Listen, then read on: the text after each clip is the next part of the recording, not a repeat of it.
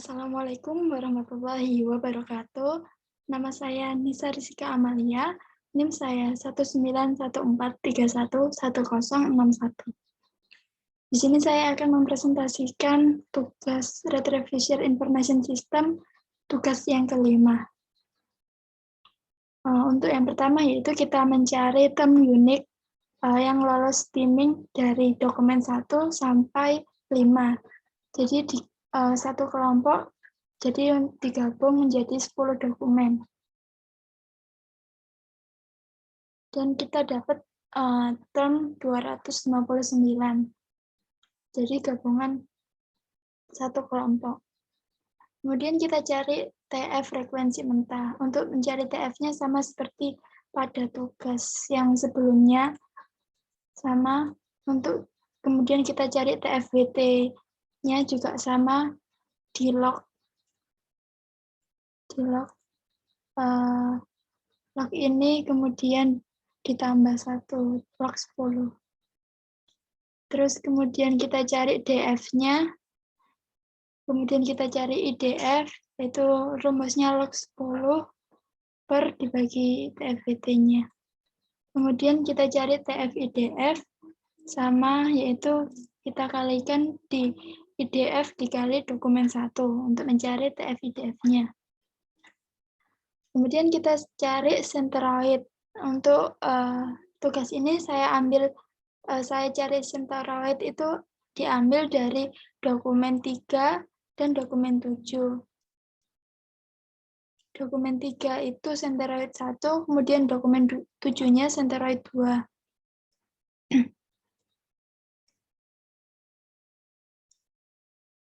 Kemudian kita pilih untuk senteroid 1 dahulu. Untuk senteroid 1 itu dia diambil dari ini dokumen 1 dan dokumen 3 dari TF-IDF, kemudian dikali 2. Kemudian sampai seterusnya untuk mencari senteroid 1. Kemudian dijumlah pada dokumen 1, dijumlah semuanya, dan hasilnya 8,145. Kemudian lanjut ke dokumen kedua. Dokumen kedua sama perhitungannya. Kemudian dokumen kedua dijumlah semua, dan hasilnya 7,0936, dan seterusnya. Kemudian kita cari senteroid yang kedua. Untuk senteroid kedua kita isinya sama, perhitungannya juga sama, dan kemudian ditambah. Kemudian kita cari dokumen 1. Nah, untuk dokumen di sini ada tabel dokumen 1 sampai 10. Ini jarak ke senteroid, maksudnya C1 dan C2. Ini diambil dari jumlah dokumen 1 pada senteroid 1. Jumlahnya yaitu 81,45. Untuk senteroid dokumen 2, senteroid 1 dokumen 2, jumlahnya 7,0936. Kita coba cek.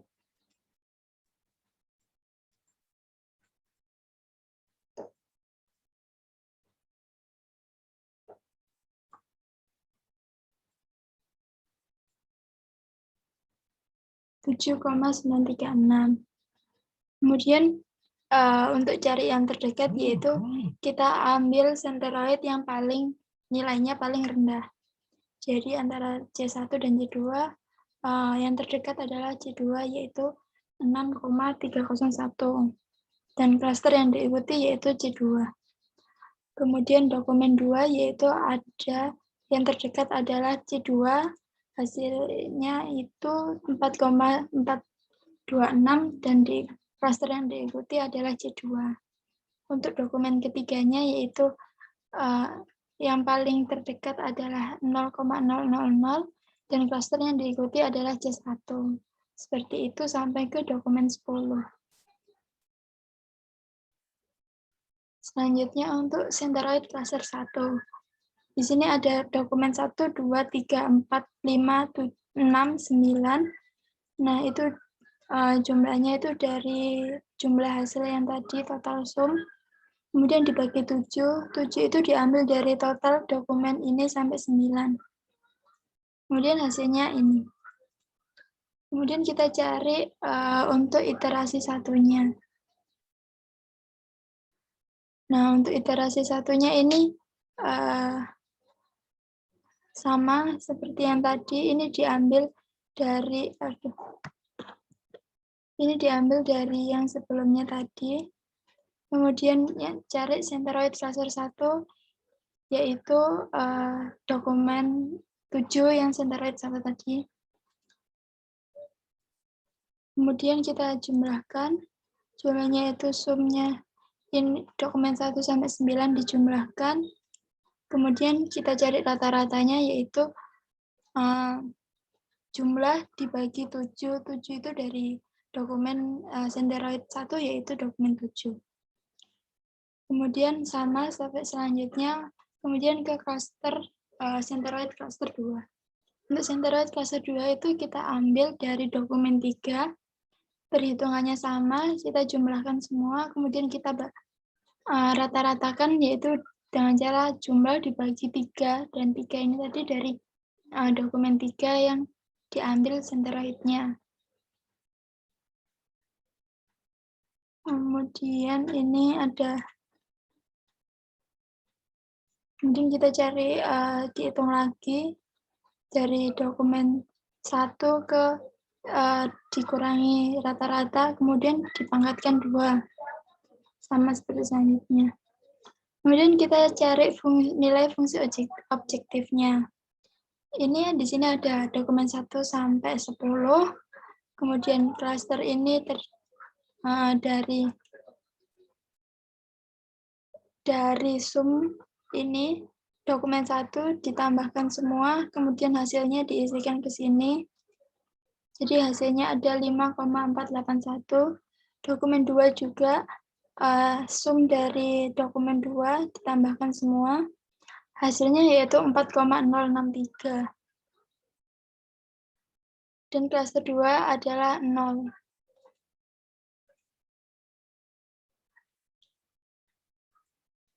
Klaster 2 itu terdapat dari ini, kan ini klaster 2 adanya hanya dokumen 7, 8, 10.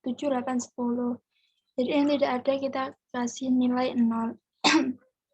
Kemudian yang ke dokumen 7 itu sama, jumlah dari dokumen 7 ini maksud saya.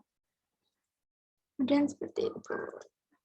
Kemudian di nilai C yaitu sum dari kedua klaster tersebut. Jadi kita tambahkan semua dan hasilnya adalah 54,177. Kemudian kita cari iterasi yang kedua. Nah, untuk iterasi yang kedua ini kita carinya sama seperti sebelumnya. Mencarinya sama. Ini dari sebelumnya, yang iterasi pertama terdapat dari situ. Kemudian kita cari untuk centroid cluster 1, yaitu 7. Perhitungannya juga sama. Dijumlah, kemudian dibagi, rata-ratanya dibagi 7. Untuk centroid cluster 2 sama, dijumlah, kemudian dibagi 3. Kemudian kita cari fungsi objektifnya. Nah, fungsi objektifnya juga sama, kita perhitungnya. Kita cari cluster 1 dulu. Cluster 1 terdapat ini, dari ini 54,81. Cluster 2 sama. Kemudian untuk hasil akhir nilai J-nya, fungsi objektif adalah 54,177. Kemudian kita cocokkan ke iterasi yang satu.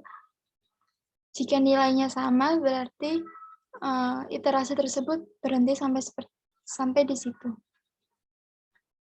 Jadi ini untuk iterasi 1 dan iterasi 2, yaitu nilainya sama, yaitu 54,177. Seperti itu kemungkinan. Ini percobaan untuk penghitungan, jadi tidak perlu dipakai. Seperti itu presentasi dari saya mengenai tugas 5 ini. Mohon maaf bila kurang dan terima kasih udah